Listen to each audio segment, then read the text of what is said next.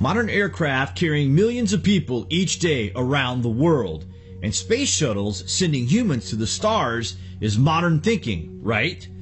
These are examples of modern technology, but is there evidence that these incredible achievements existed on Earth thousands of years ago?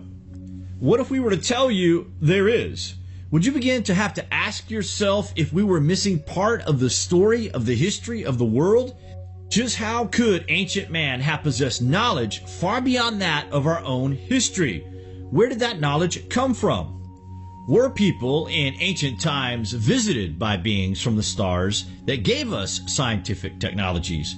Or was there a completely lost civilization here on Earth that spanned the globe that has long since abandoned the Earth? It becomes ever more apparent as the years slip past that the possible answer to alien beings visiting the Earth could be a resounding yes. Wait till you hear this. We all know history is replete with tales of gods looking over us humble servants here on Earth, none more so in the stories found all throughout the Hindu belief system. To devout Hindus, the gods are real beings who walked among us. It is described that Shiva came down to the earth on a cloud and stated he was the leader of a different race of beings not from the earth. He declared he was a force for incredible good, but also a force for incredible destruction, and the warning must be heard. He had a trident which could annihilate anything in its path, which today, by the way, is where the name of our nuclear submarine missiles came. Crazy, right? In the Hindu tradition, you have to have destruction in order to have creation, and it may be that Shiva will determine the future of the human race. Roughly 80% of the Indian population practices Hinduism, the world's oldest surviving religion that dates back to at least 5000 BC. And for the Hindu faithful, their gods are not mythological, but are real beings that have, at times, been present here on Earth, which makes more sense and fits in with historical accounts. These many gods and goddesses have different stories and different energies and different principles that they represent, each offering a unique mindset and way of thinking that is all linked in balancing human adaptation on Earth. There is very little doubt these gods existed. This is a part of history that we strangely ignore, yet the answers we are looking for are staring right at us in the face. In general, compared to Western belief, the tangible reality of the gods is much stronger in India. These stories are not simply myth, they are historical records. While in the Judeo-Christian tradition, God is depicted as an all-powerful being, in the Vedic text, Hindu gods often rely on the use of technology, suggesting that history is lost to us.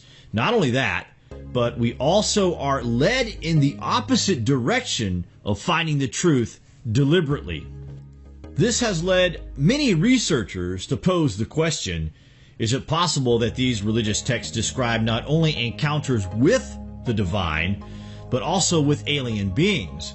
There can only be one answer, and we think it is an obvious one, don't you guys?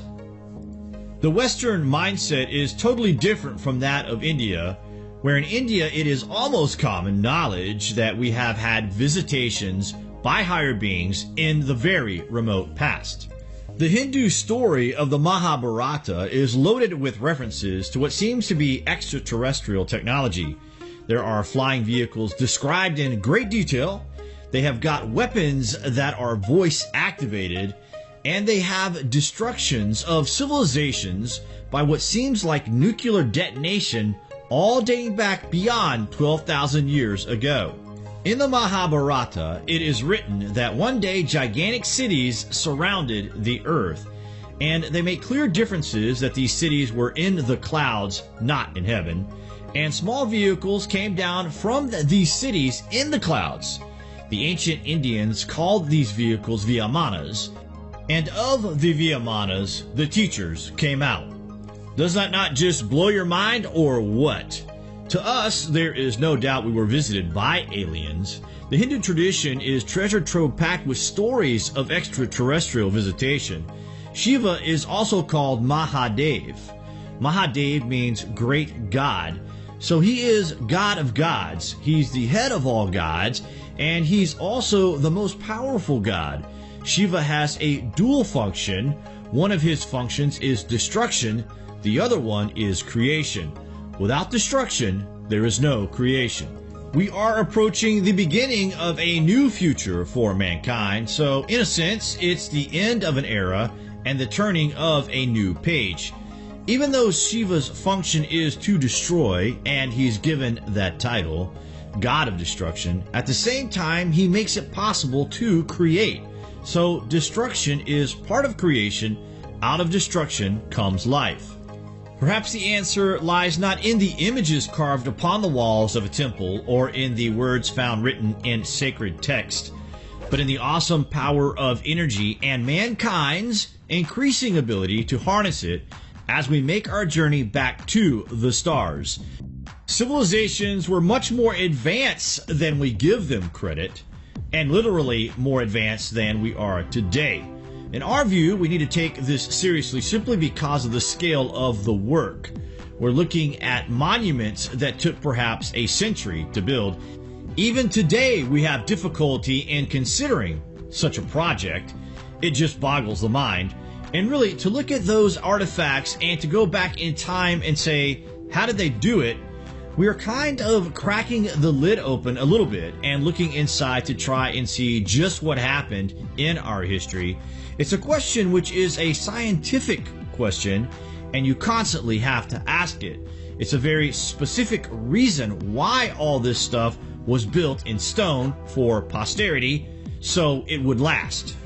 So that a future generation would have to stumble across these monuments.